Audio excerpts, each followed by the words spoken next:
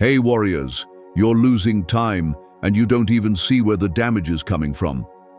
Right now, as you're watching this, someone just like you has quietly given away another full day to something they won't remember a month from now.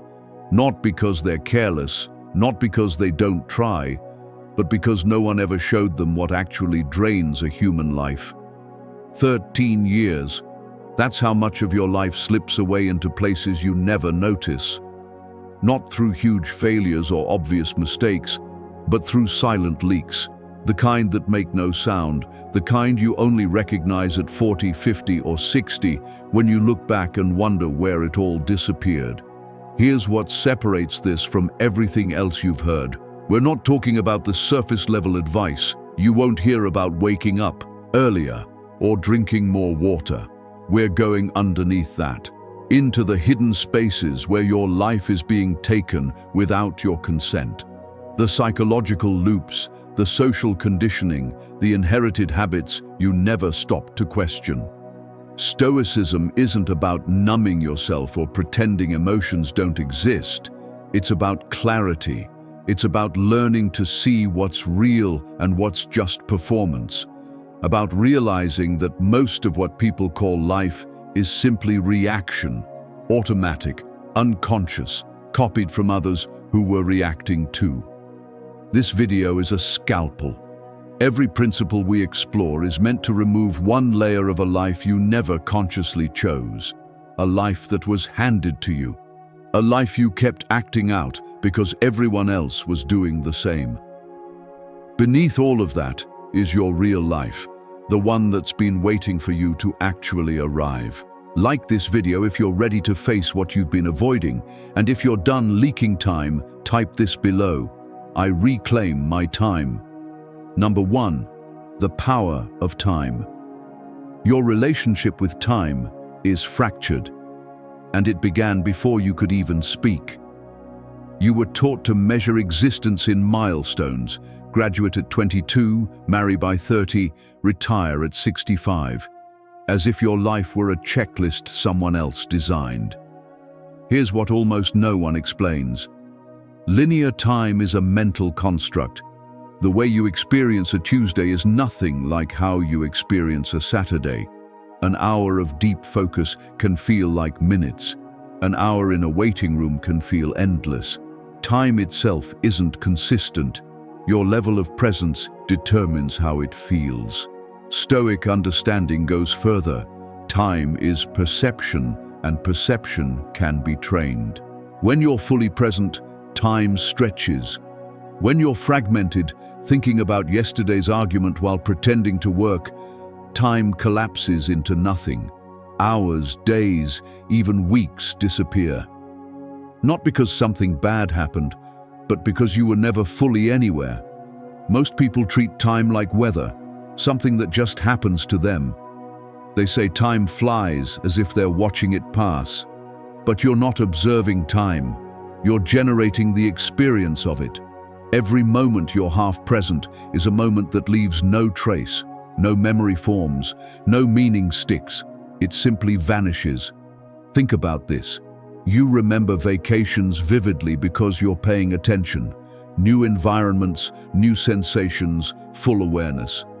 But your regular weeks blur together because you're on autopilot. And the brain doesn't store autopilot. It deletes it. That's why people reach 40 and feel like 30 happened yesterday. 2 decades lived on autopilot leaves almost nothing you can retrieve. Real power isn't about managing your calendar, it's about managing your awareness. Where is your mind right now? Is it here, or is it rehearsing conversations that haven't happened yet? Is it building futures that may never arrive? Is it replaying moments you can't change? The practice is simple, but it's demanding. Catch yourself drifting. Notice when your attention leaves what's in front of you. Don't criticize it, just notice it, then choose to return. Do this dozens of times a day, because every time you come back to the present moment, you are actually living. Everything else is just waiting. Think about your last meal. Do you remember the taste, the texture, the temperature? Or did you eat while staring at a screen, thinking about work, planning tomorrow? You consumed food, but you didn't experience eating. That moment is gone. Multiply that by 3 meals a day, by years, by decades. That's thousands of moments you paid for with your life but never actually lived. Time isn't escaping you. You're just not inside it. You're renting space in moments without ever moving in. And the tragedy isn't that life is short. It's that most people experience only a small fraction of the life they're given. Everything shifts when you realize presence isn't a luxury reserved for meditation retreats. It's the difference between experiencing your life and having it pass beside you. You can't slow time, but you can make it dense, rich, memorable, real. Start now. Not with your whole life, just the next 5 minutes. Be exactly where you are. Feel the chair beneath you. Notice the temperature of the air. Listen to the sounds around you. This isn't poetic language. This is you arriving in your own existence. This is how you stop bleeding time. Every moment you're fully present is a moment you actually keep. Everything else is gone. Number 2, health is non-negotiable. Your body has been sending signals you've trained yourself to ignore. The constant tightness in your lower back, the daily energy crash in the afternoon, sleep that never feels restorative.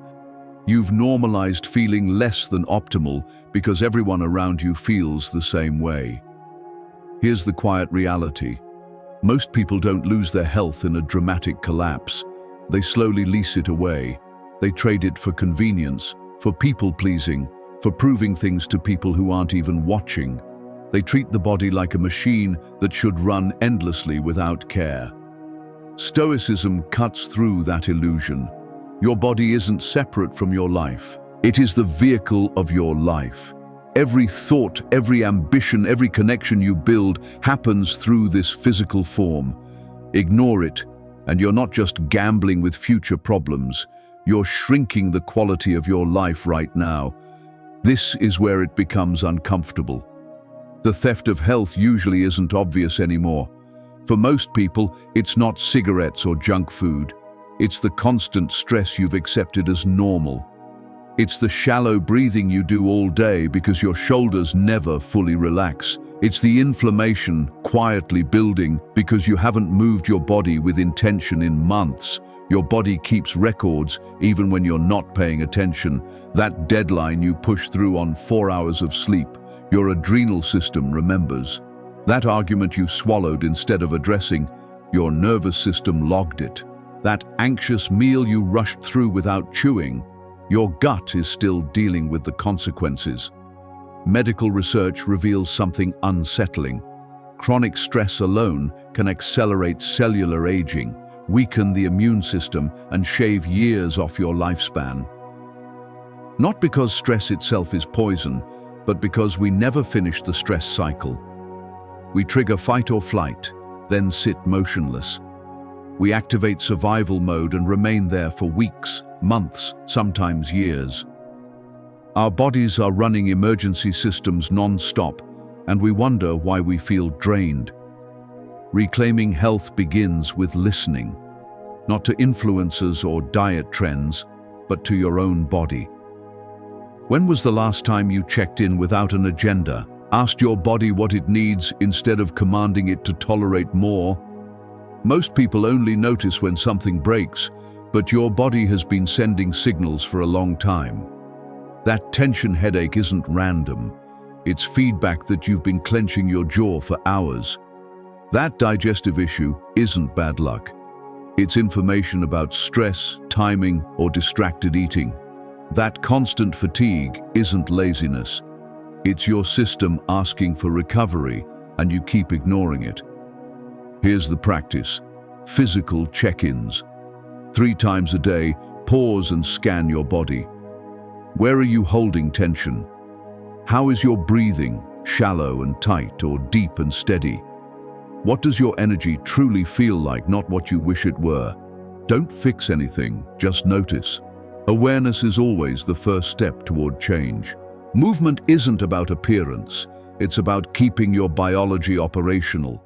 Your body was built to move, bend, carry, reach. When you stop using those abilities, you don't just lose fitness, you lose mobility, bone strength, metabolic efficiency. You age faster, not because of time, but because of stillness and sleep, real sleep. Not collapsing from exhaustion, but intentional rest. During deep sleep, your brain literally cleans itself, flushing out waste that accumulates during waking hours. Skip that process repeatedly, and you're not just tired, you're mentally impaired, decisions worsen, emotional control weakens, you become a reduced version of yourself. The price of neglecting your health isn't just a future hospital room, it's today. Every day you operate at 60%, every experience muted because you don't feel well. Every opportunity you can't fully seize because your body won't support you. You can't purchase health later, you can only protect what you have and rebuild what you've damaged. Start now, not tomorrow, now. Your body deserves this commitment. Comment it, I honor my body. Number 3, avoid toxic relationships. There are people in your life right now who are slowly erasing you, not through open cruelty or obvious abuse, but through something quieter. They need you diminished so they can feel sufficient. This isn't about being heartless or cutting everyone off. It's about seeing a pattern most people miss. Relational energy drain. Some connections give you energy. They challenge you, support you, reflect you clearly. Others consume you. They require you to perform, to shrink, to manage their emotions while ignoring your own. The Stoic lens is brutally simple. Judge people by their effect on your character and inner peace. Not by shared history, not by obligation, not by guilt, by impact. Do they make you stronger or just busier? Do they encourage growth or quietly sabotage it? Do they respect boundaries or treat them like suggestions? The difficulty is this: toxic relationships rarely announce themselves. They disguise themselves as family, long friendships, professional obligations. Ending them feels dramatic, ungrateful, wrong. So you stay, and every interaction costs you something you can't quite name but always feel. The signs are subtle. You feel drained after seeing them, even when nothing bad happened. You edit yourself around them, what you say, how you say it, what you share. You leave conversations feeling smaller. You feel relief when plans fall through. Some people drain you through perpetual crisis. Their life is always on fire, and they need you as the firefighter. Every interaction revolves around their chaos, their needs, their problems. Your life shrinks to accommodate theirs. Others drain you through judgment masked as concern. Are you sure? That doesn't sound like you. I'm just worried. It sounds caring, but it's control. Your growth unsettles their stagnation. Then there are those who take endlessly and never give back. They demand time, attention, emotional labor. When you need support, they're unavailable. They minimize, they redirect. The flow is one way, and you're always the source. Here's the psychological reality. You become the average of the people you spend the most time with. Not metaphorically, neurologically. Mirror neurons sync your emotions, behaviors, and thought patterns. Surround yourself with anxious people, and your nervous system learns anxiety. Stay around critical people, and your inner voice becomes harsh. The practice isn't judgment, it's honest inventory. List the people you interact with regularly, then ask, after time with this person, do I feel expanded or reduced, energized or depleted, more myself or less? The answers don't lie. Some relationships can be repaired with boundaries, clear, firm, non-negotiable ones. I can't be your therapist. I need balance in our conversations. I'm not available for last-minute crises. If those boundaries are respected, there's potential. If they're violated, guilted, or manipulated, you have clarity. Other relationships require distance, not drama, not confrontation, just space. Fewer calls, less availability, polite but firm decline. You don't owe explanations. No is complete. Your peace doesn't need justification, and some relationships need to end entirely. That's not cruelty, it's growth. Outgrowing people is natural. You're allowed to choose yourself. You're allowed to value your mental health over someone else's comfort.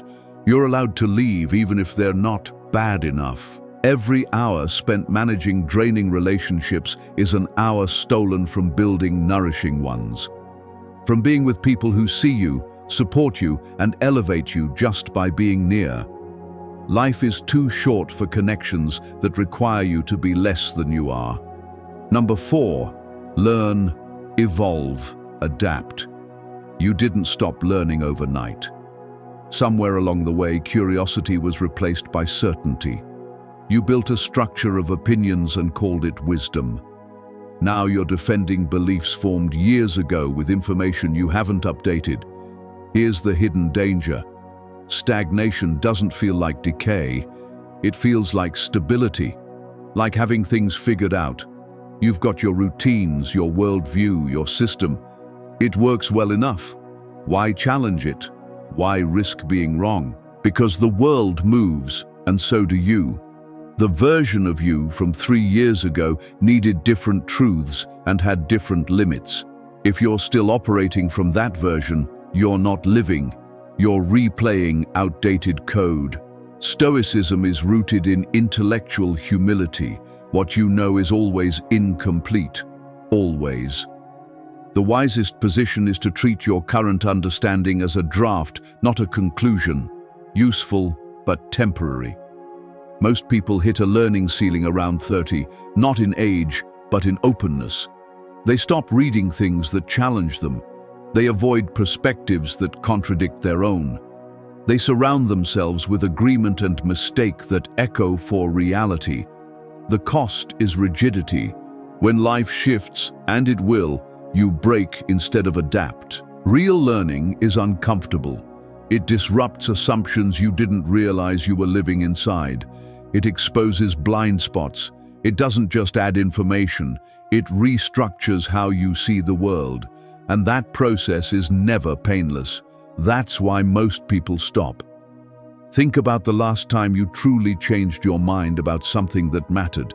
Not surface preferences, but deep beliefs. For most people, it's been a long time. Years, sometimes decades. They're still defending the same viewpoints, repeating the same arguments, viewing the world through the same mental lens. That isn't consistency. That's calcification. The practice is intentional exposure to difference. Read books that challenge your political views. Listen to conversations from industries you don't understand. Talk to people who made radically different life choices, not to copy them, but to pressure test your own thinking, to locate the weak spots, to evolve. Evolution doesn't mean abandoning your values. It means refining them, letting go of what no longer serves you and integrating what does. Having the honesty to say, I was wrong, without your ego falling apart. Your brain is neuroplastic. It can form new connections for your entire life, but only if you give it stimulus, new challenges, new information, new patterns. Without that, it doesn't just level off. It deteriorates.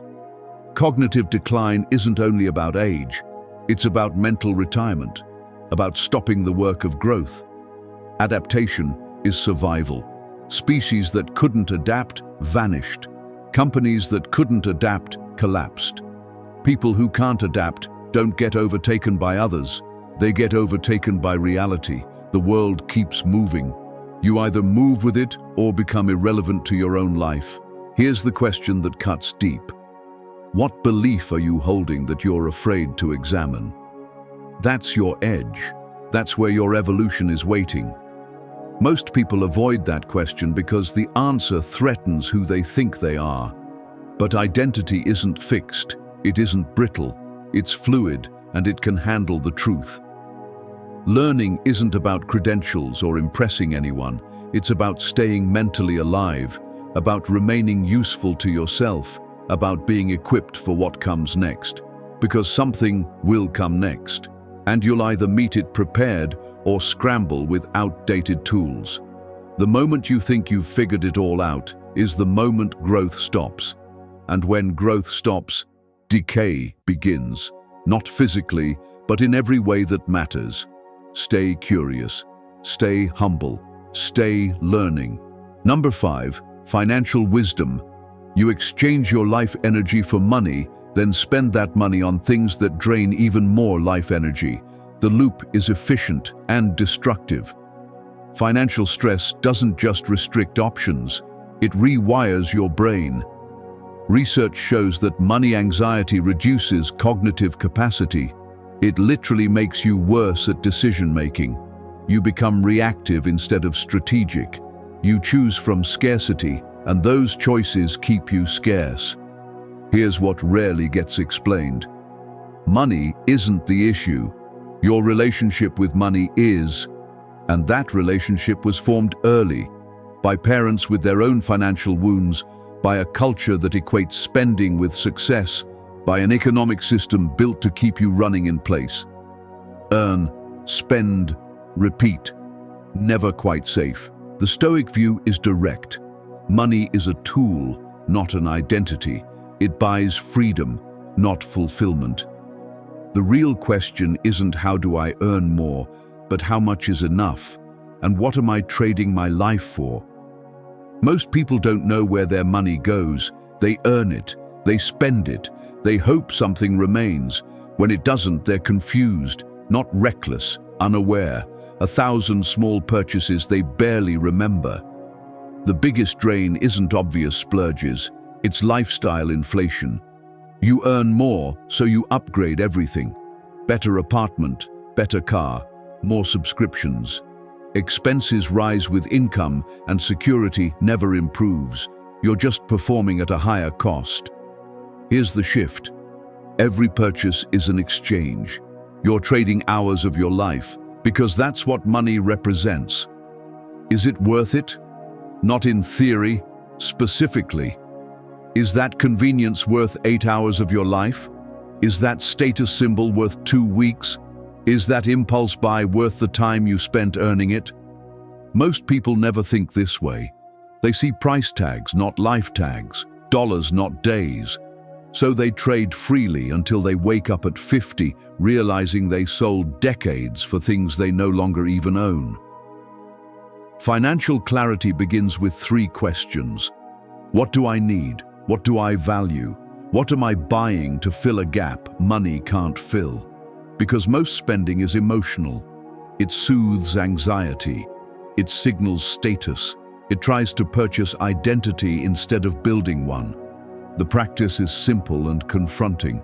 Track every expense for 1 month. No judgment, just awareness. Then sort it. Essentials, values aligned. Emotional spending. Waste. The results will surprise you, not because you're bad with money, but because you've been unconscious with it. Debt is borrowed time, literally. You're assigning future hours of your life to past choices. And the interest isn't just financial, it's psychological. The weight you carry, the risks you can't take, the exits you can't afford. Wealth isn't about deprivation, it's about intention, funding what matters and eliminating what doesn't. Creating enough buffer that you're not living in survival mode, that you can think clearly, choose freely, walk away when needed. The goal isn't retiring someday. It's autonomy now. Financial security isn't luxury. It's dignity. Every money decision is a life decision. You're voting with your resources for the life you want. Most people unknowingly vote against themselves, funding stress and distraction. Money is concentrated life force. Spend it like it matters. Commit by typing, "I value my life energy." Number 6, avoid life-draining habits. You have rituals you've never named, patterns you repeat without awareness, behaviors so automatic they feel invisible, and some of them are slowly dismantling you. Not dramatic addictions, but acceptable habits. The ones everyone has, the ones hidden in plain sight because they're normalized. They don't destroy your life suddenly. They erode it quietly until the structure weakens. The Stoic insight is blunt. Most daily behavior is unconscious. These patterns were inherited from family, peers, and a culture that profits from distraction. They feel like you, but they aren't. They're just deeply worn grooves. Complaining is a habit. People underestimate how often they do it. Traffic, weather, work, politics, relationships.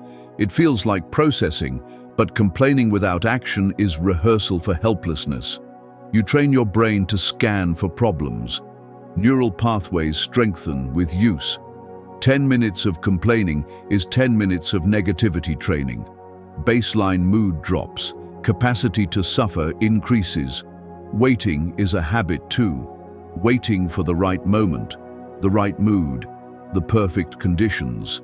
You've conditioned yourself to delay action until certainty appears. It never does. So you wait, and years pass.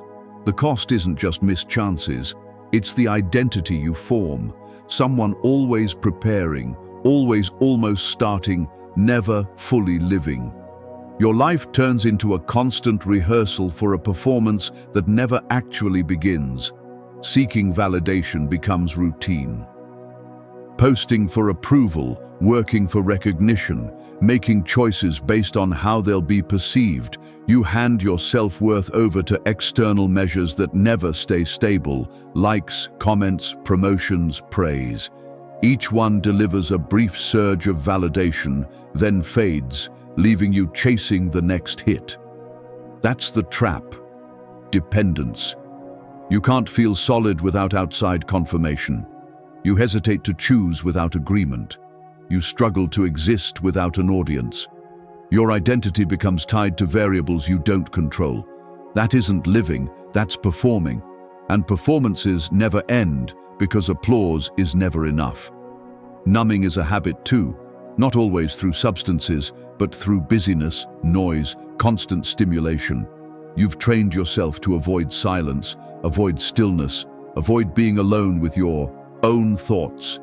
Because when things quiet down, uncomfortable material surfaces, doubts, regrets, unanswered questions. So you keep the volume high, keep moving, keep consuming, keep distracted. But numbing doesn't discriminate. When you dull discomfort, you dull everything. Joy loses its edge. Presence becomes unreachable.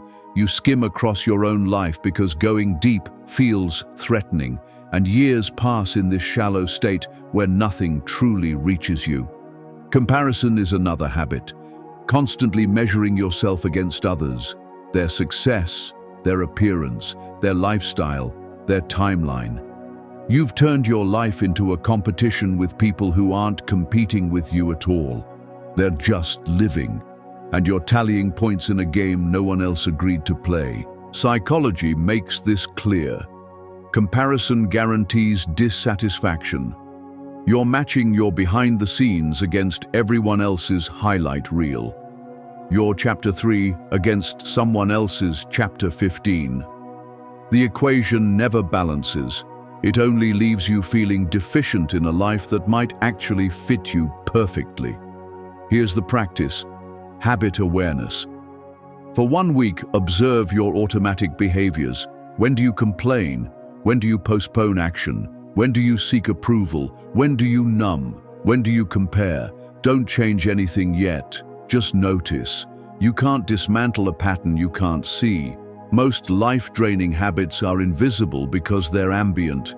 They're the water you swim in, the air you breathe, the default mode you never questioned. Once you recognize them, you gain choice. Not instantly, not flawlessly, but consciously, one decision at a time. Number 7, treasure the quiet moments. There's a kind of poverty that has nothing to do with money. It's the poverty of presence, never fully being where you are, racing through life so fast you miss life itself. You've been conditioned to optimize, maximize, extract value from every minute. Productive mornings, efficient workdays, scheduled, quantified quality time. Living has become a performance metric. In the process, you lost access to something essential, unstructured being. Stoicism isn't about doing more, it's about being more, fully occupying the moment you're in, without agenda, without improvement, without needing it to become something else. Just existence. Simple, unmonetized. But stillness now feels wrong. Silence feels wasteful. Doing nothing triggers anxiety because you tied your worth to output. So every pause gets filled. Every gap gets colonized by something useful. Here's what you're missing. Quiet is where integration happens, where the nervous system settles, where insights emerge that can't surface in noise, where experiences turn into understanding. Without these moments, you're just accumulating information without converting it into wisdom. Think about the last time you did absolutely nothing. No phone, no book, no podcast, no task. Just sat with yourself. For most people, it's been so long they can't remember. The loss is severe. You become disconnected from yourself. You don't know what you think because you've never made space to think. You don't know what you feel because feelings get overridden by activity. You don't know who you are because you're always being who the next demand requires. Quiet moments aren't empty, they're full. Full of the life you've been too busy to notice. The feel of air, the quality of light, the rhythm of breath, the thoughts that rise when you stop suppressing them, the emotions that need attention, the creativity that requires space. Your best ideas don't arrive during hustle. They appear in showers, on walks, in the moments between sleep and waking, when effort relaxes, when control loosens. But you've minimized these spaces because they don't look productive. The practice is radical. Protect uselessness. Deliberately set aside time with no goal, no outcome, no improvement agenda. Time where you are explicitly not optimizing, learning, networking, or achieving. Just being a human, experiencing existence. This isn't a meditation app or a tracked streak. It's sitting on your porch watching weather shift, noticing shadows move, listening without labeling, existing without commentary. Resistance will show up fast. Your mind will insist this is wasteful, that you should be doing something better. That voice isn't wisdom, it's conditioning. It's a culture that needs you productive to extract value from you. Quiet moments are where you remember what matters, where urgency dissolves and importance becomes clear, where you reconnect with the part of you beyond roles, achievements, and performance. Children understand this naturally. They can stare at a bug for 20 minutes, fully absorbed, no purpose, just presence. Then we train it out of them. We teach busyness, utility, worth measured by output, and the capacity for pure attention disappears. You can reclaim it not by adding something, but by subtracting everything, by creating space that isn't for anything, by remembering you're not a productivity machine. You're a conscious being having a temporary human experience. And that experience includes stillness, quiet, moments that will never appear on a resume but might preserve what matters most. Stop rushing. Stop filling every gap. Stop proving. Just be. Even 5 minutes today, 5 minutes of undefended, unproductive presence. That's where your life is actually happening. If stillness makes you uneasy, that's your signal.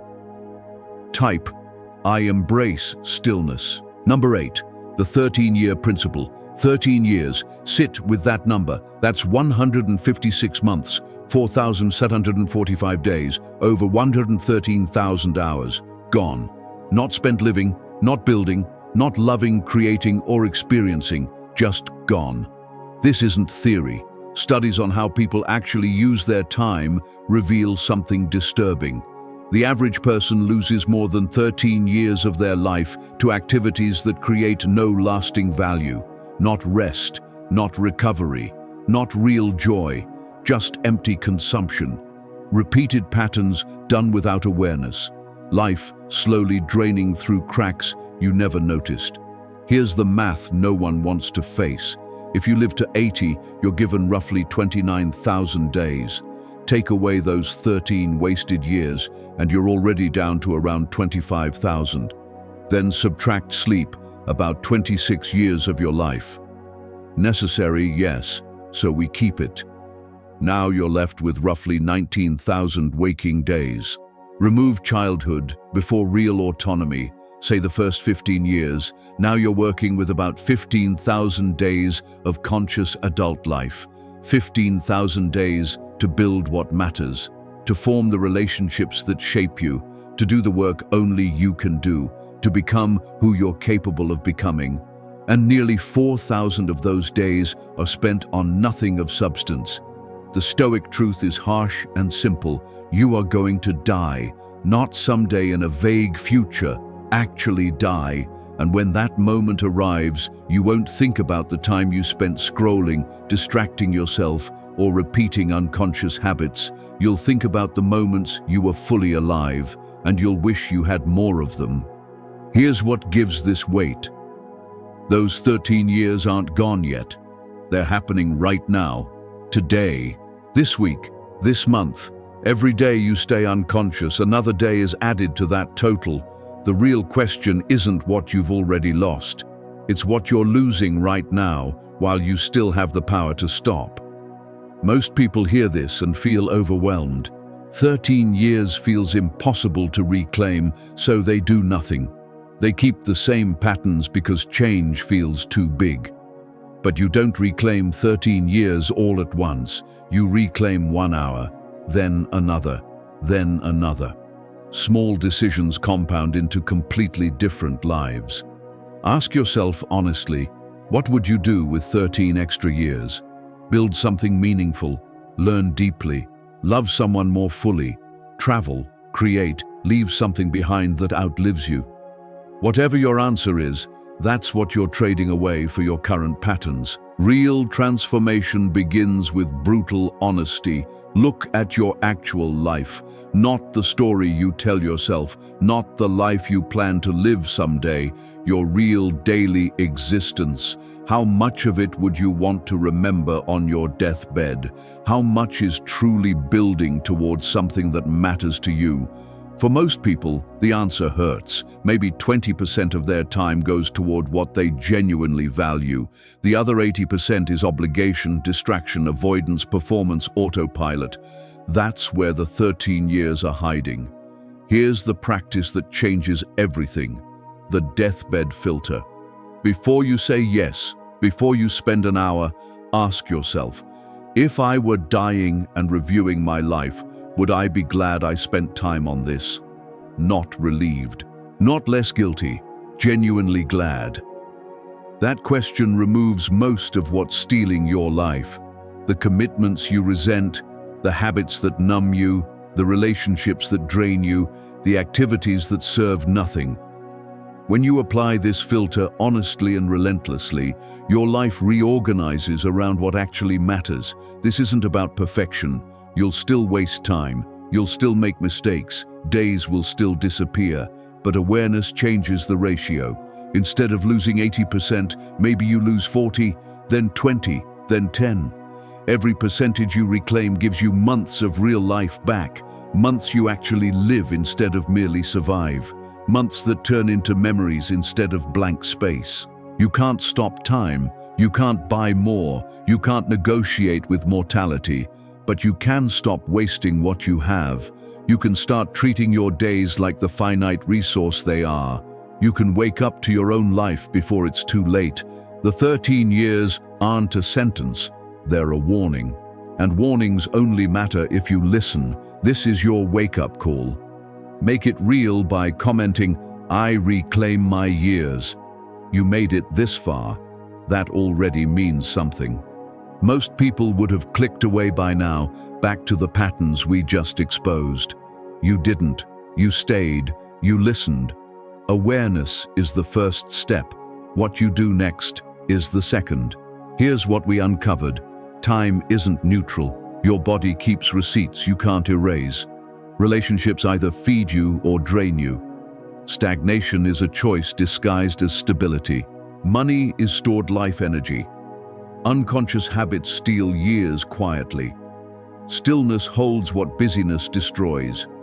And right now, 13 years of your life are on the line. These aren't abstract ideas or motivational noise. They're tools, sharp ones, meant to cut away what's been draining you. The only question is whether you'll use them. Nothing changes if you just consume this and move on. Change demands action. One decision, one boundary, one pattern broken, one moment reclaimed. Start there, not with your whole life, with today, with the next hour, with the choice in front of you right now. The Stoics didn't write from comfort. They wrote while facing death, exile, and loss. They understood that life is short and most people waste it. They left us a map, not to comfort but to clarity, to living deliberately instead of unconsciously. Your 13 years are waiting, not in the future, right now. In the patterns you either continue or break. In the awareness you act on or ignore. In the life you either reclaim or keep losing. So one last thing. If this hit the like button. Comment which principle struck you hardest. Share this with someone who needs it. Subscribe. This is just the beginning.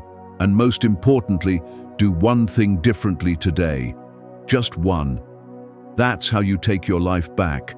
The clock is running. Make it count. Seal it with this final affirmation. I choose my life.